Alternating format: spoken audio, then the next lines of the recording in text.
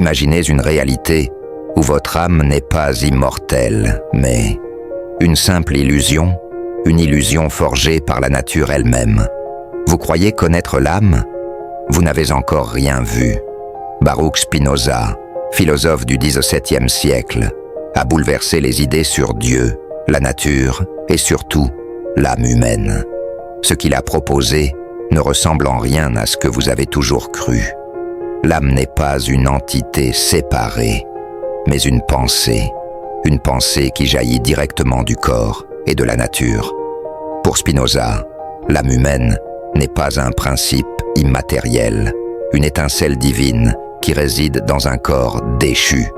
Non, l'âme fait partie d'un tout beaucoup plus vaste, d'une réalité infinie qu'il appelle la substance. Cette substance, c'est Dieu, c'est la nature. Oui, Spinoza disait que Dieu n'était rien d'autre que la nature elle-même. Alors, vous vous demandez sûrement, qu'est-ce que ça change? Eh bien, tout. Et voici la grande révolution.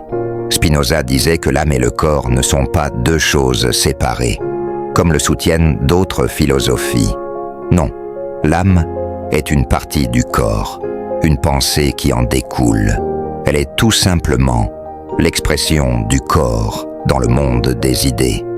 Vous avez probablement entendu que l'âme est un principe supérieur au corps.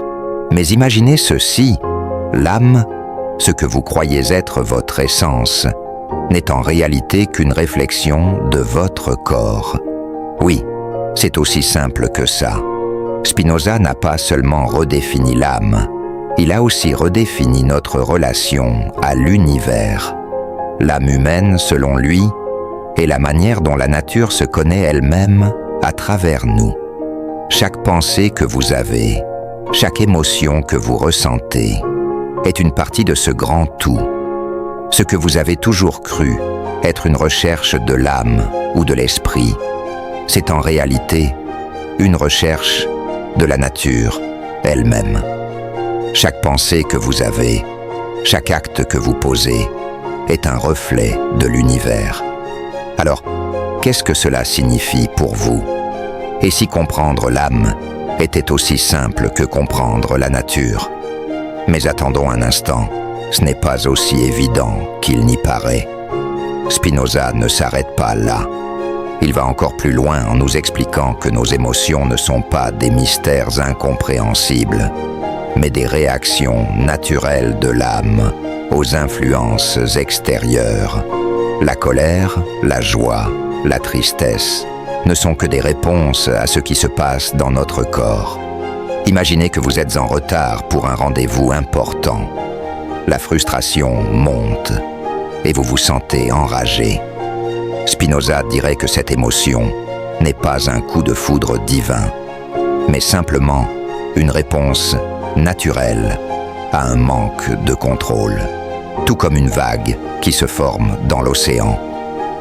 Vous n'avez aucune chance de la contrôler, mais vous pouvez comprendre pourquoi elle existe. Alors, quelle est la liberté pour Spinoza? Elle n'est pas l'absence de contraintes externes. Elle est la compréhension des lois naturelles qui gouvernent notre existence. La véritable liberté, c'est de comprendre que nous sommes tous interconnectés à l'univers. La liberté, c'est de connaître la nature pour mieux vivre avec elle. Mais voici la question qui va tout changer. Si l'âme est une pensée, une réflexion de la nature, qu'est-ce que cela signifie pour notre liberté réelle? Voici la vérité. La liberté selon Spinoza, ce n'est pas ce que nous croyons.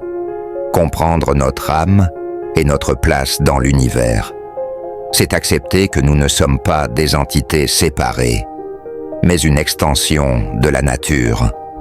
Et cette acceptation, cette prise de conscience, est ce qui nous permet de vivre réellement libre. Alors, si tout ce que vous avez cru savoir sur l'âme venait à être faux, comment vivriez-vous aujourd'hui? Partagez vos réflexions dans les commentaires. Abonnez-vous et n'oubliez pas de liker cette vidéo si vous êtes prêt à voir l'âme sous un tout nouveau jour.